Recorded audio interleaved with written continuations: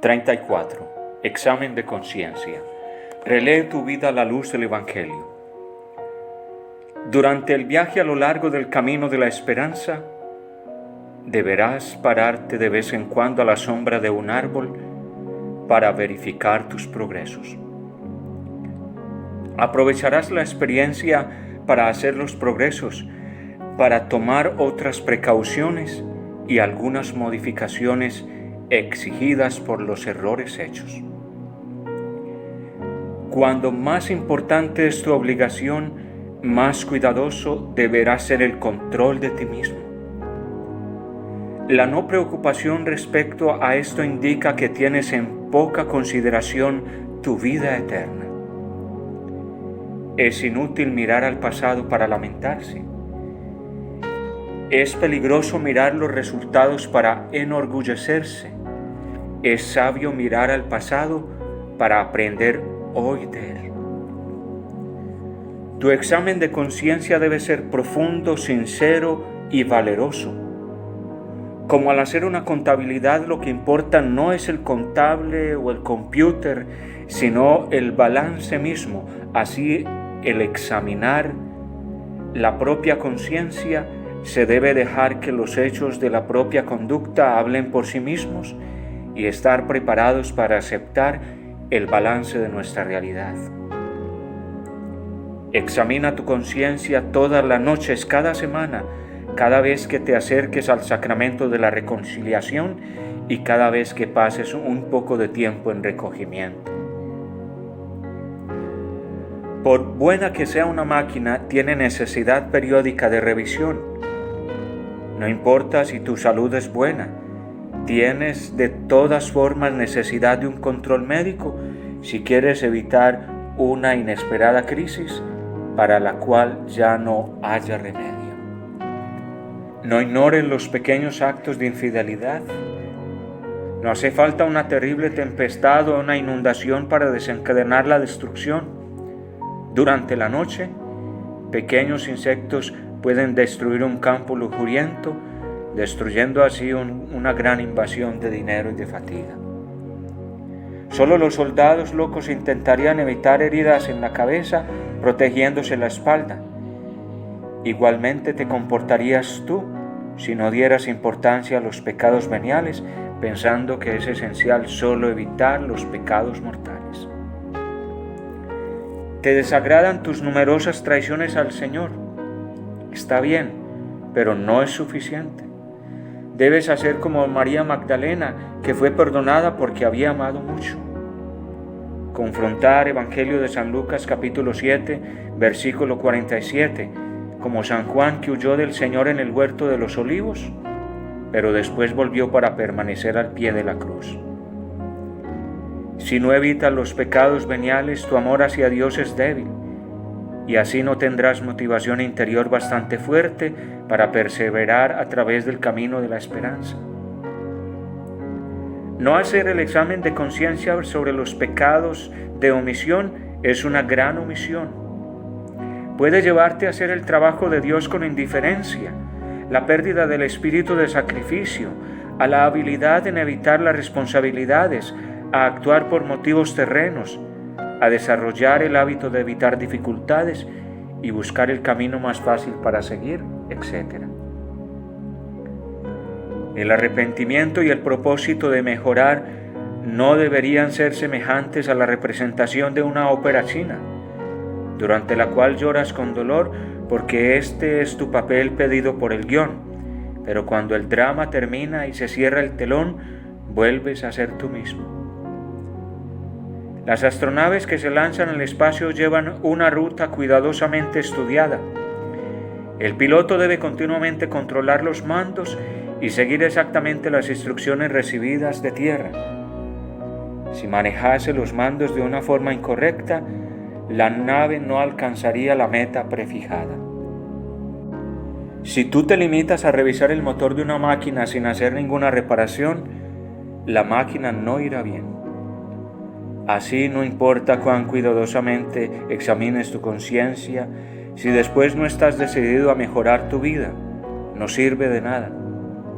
Cuando examines tu conciencia, Concéntrate realísticamente sobre pocos puntos prácticos. Muchas resoluciones nebulosas no te ayudarán a mejorar o a hacerte santo. Hágamelo después. Es tal vez la política de la persona sabia, pero más frecuentemente es una excusa usada de quien todo lo retrasa, de quien tiene el corazón medroso o de quien está desilusionado. Solo el momento presente es importante. No estés recordando aquello que tu prójimo hizo ayer para criticarlo. No estés recordando lo que ha sucedido hoy para llorar sobre ello.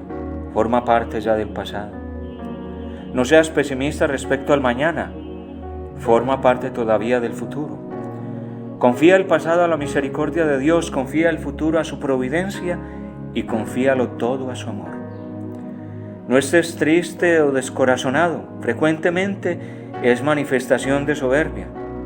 ¿Por qué estás tan convencido de pertenecer a uno de los 9 coros de los ángeles incapaces de cometer un pecado? Tú estás dedicado al apostolado del Señor, pero no te confías a Él incondicionalmente. ¿Cómo puedes ser verdaderamente un instrumento de sus manos si no les das el instrumento todo entero? Frente a una gran obligación, quizá estás tentado de fiarte más en el poder terreno que en el de Dios, para obtener más rápidos resultados para su gloria. Pero ¿es para la gloria de Dios o para tu reputación? Si los aspectos formales del poder hubieran sido necesarios, Jesús se habría servido de ellos. Buscad primero el reino de Dios y su justicia, y todo el resto se os dará por añadidura. Evangelio de San Mateo capítulo 6 versículo 33. Criticas a los otros porque se confían al poder del mundo. Entonces, ¿por qué tú dependes de él y te haces su esclavo? ¿Temes que las personas astutas se burlen de ti teniéndote por ingenuo? Cuando Teresa de Ávila, Francisco de Asís, José Cotolengo, Juan Bosco vivían, muchas personas les consideraban locos, pero hoy estos locos son honrados como santos. Confía en Dios y continúa yendo hacia tus metas con fe. Para ir en la justa dirección a lo largo del camino de la esperanza debes decir: Señor, todo por amor tuyo, todo para ti en mi prójimo. No quiero reservarme nada para mí mismo, no pretendo que alguien me lo agradezca, no quiero ninguna recompensa. Después de haber examinado tu conciencia, ¿qué cosa debes hacer? Debes humildemente llorar tus pecados como hizo Pedro, sentarte a los pies de Jesús cambiando tu amor como lo hizo María Magdalena, decidirte a convertirte como Zaqueo y ser un apóstol lleno de celo como San Pablo. De ese modo irás hacia adelante lleno de esperanza. Todos desean fundar para sí o para sus amigos una editorial de libros, de periódicos, una escuela, una asociación, una empresa. Mientras cuentes solo contigo mismo, la esperanza permanecerá como tal, pero cuando conformes tus deseos a la gracia de Dios, entonces ella se realizará de tal forma que nunca hubieras imaginado. Los medios que disponemos son los mismos que tenían los apóstoles. La Eucaristía: yo estoy con vosotros todos los días hasta el fin del mundo. San Mateo capítulo 28 versículo 20. El Espíritu Santo: Él os dará otro consolador para que permanezca siempre con vosotros. San Juan capítulo 14 versículo 16. María nuestra Madre: he ahí a tu Madre. San Juan capítulo 19 versículo 27. El Evangelio: id a todo el mundo y predicad el Evangelio a toda criatura. Evangelio de San Marcos capítulo 16 versículo 15. Jesús te ha dado todo esto. ¿Por qué lo consideras tan poco? ¿Puede el mundo ofrecer algo parangonable con esto? ¿Piensas que tu plan es demasiado vasto, tu programa inmenso? Los obstáculos que se ponen delante parecen altos como montañas, vastos como el mar. ¿Te preguntas cómo puedes superarlos desde tu debilidad? Hace mucho tiempo, en épocas tempestuosas como la tuya, San Pablo dijo a sus cristianos: pero Dios ha escogido lo que en el mundo es necio para confundir a los sabios. Primera carta a los Corintios, capítulo 1, versículo 27. Y por gracia de Dios soy lo que soy, y su gracia en mí no ha sido vana. Primera carta a los Corintios, capítulo 15, versículo 10. Es decir, hasta que tú correspondas a la inspiración de Dios. Examen de conciencia quiere decir revisar tu vida desde la luz de la fe. Cada 6 meses haz un sumario de tus actividades, haz un inventario de tus bienes y examínate a ti mismo cómo son cambiados tus sentimientos. Juzga a fondo todo esto y desecha con coraje las cosas inútiles.